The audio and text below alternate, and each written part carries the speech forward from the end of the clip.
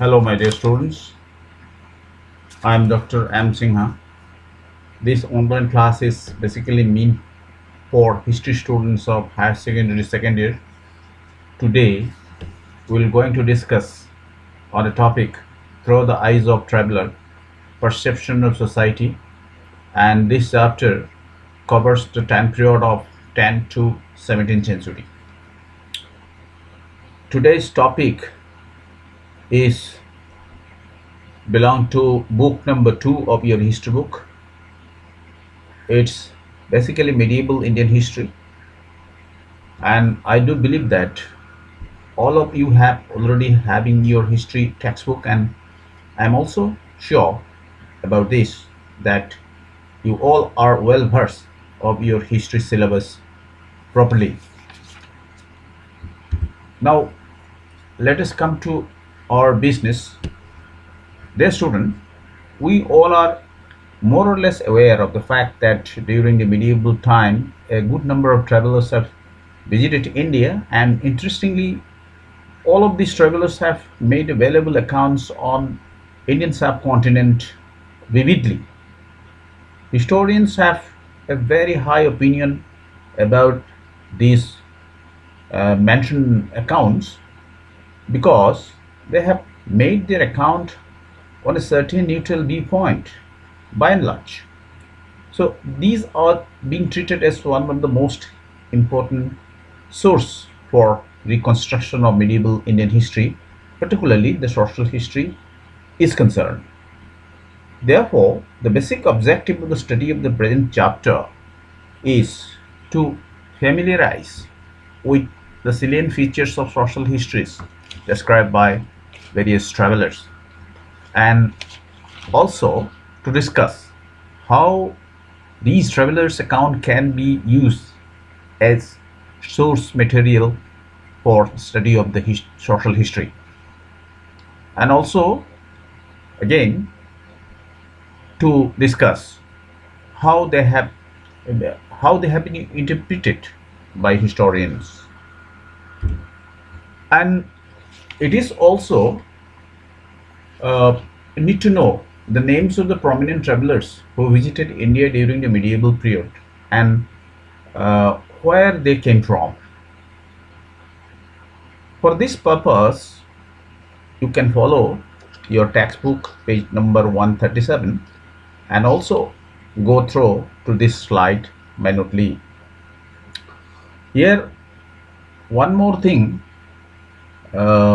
I like to mention, that among these several travelers and their accounts, here only we have chosen three travelers and their accounts basing on their unique style of writing and the subject matters they have emphasized in their writings. They are Alberuni, Ibn Battuta, and Francis Bernier. Here we find the list of the travelers who visited India in a medieval period. They are chronologically 10 to 11th centuries. Muhammad ibn Ahmed Abu Rehan al-Biruni. He was from Uzbekistan, and he is popularly known in various sources as al-Biruni. And in the 13th century, Marco Polo visited India. He was from Italy, and his accounts is also being treated as one of the most important account on Indian society and culture. In the following century, that is in 14th century, another great traveler from far away, that is from Morocco, visited India, and his name was Ibn Battuta. After Ibn Battuta, here we find in the 15th century Abdul Razak from Samarkand, Afanasy Nikitich Nikitin from Russia visited India in 15th century.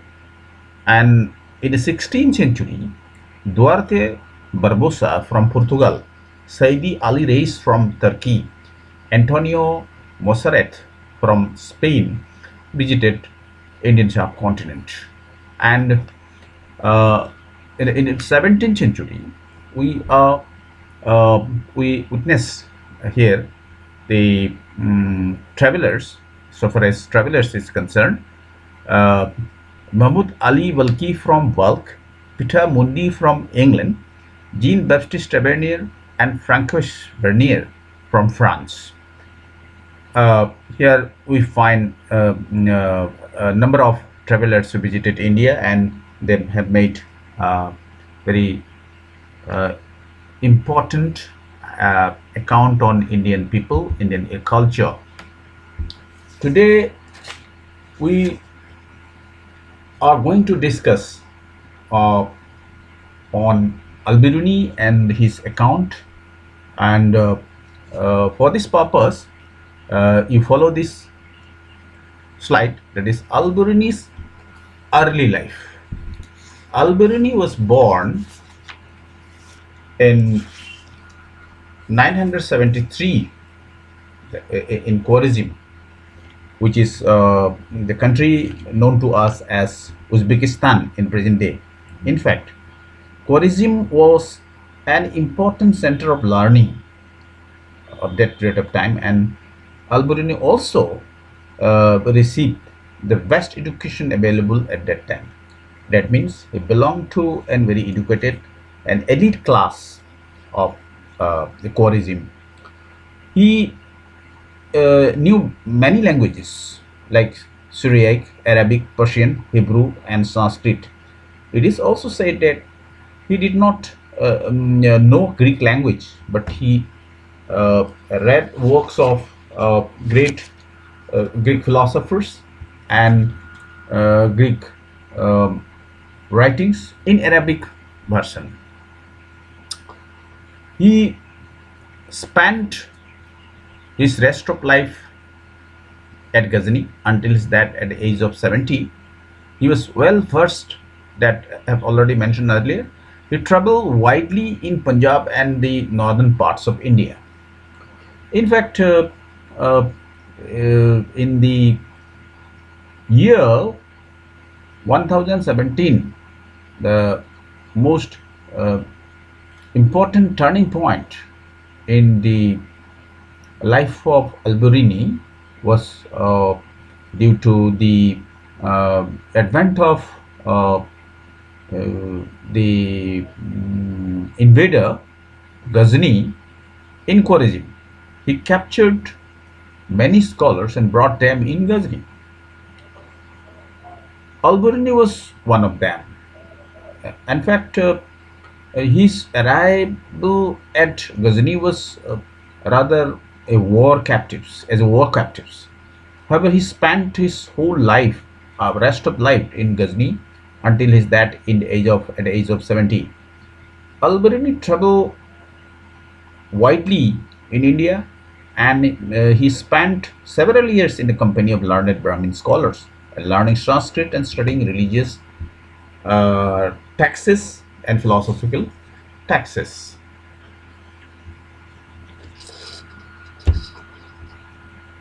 Al-Biruni's account is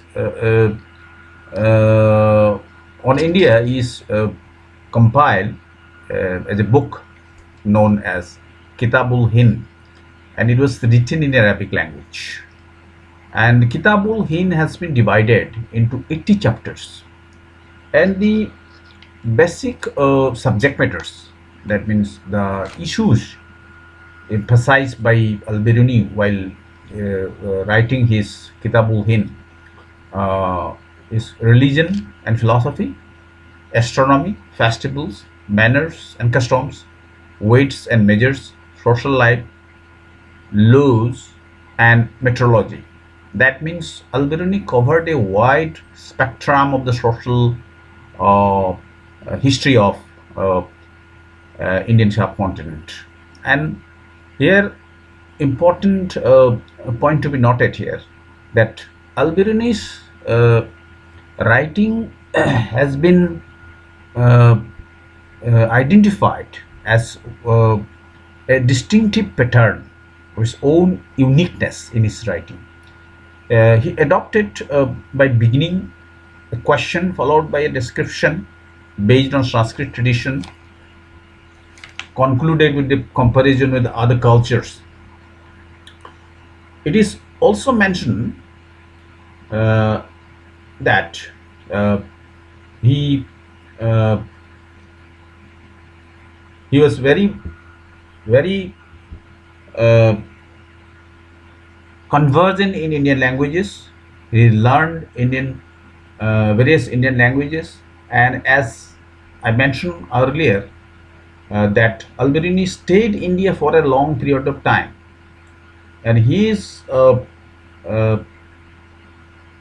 in this context, scholars have opined that Al-Biruni's style of writing in kitabulhin reveals a wide range influence of Sanskrit tradition.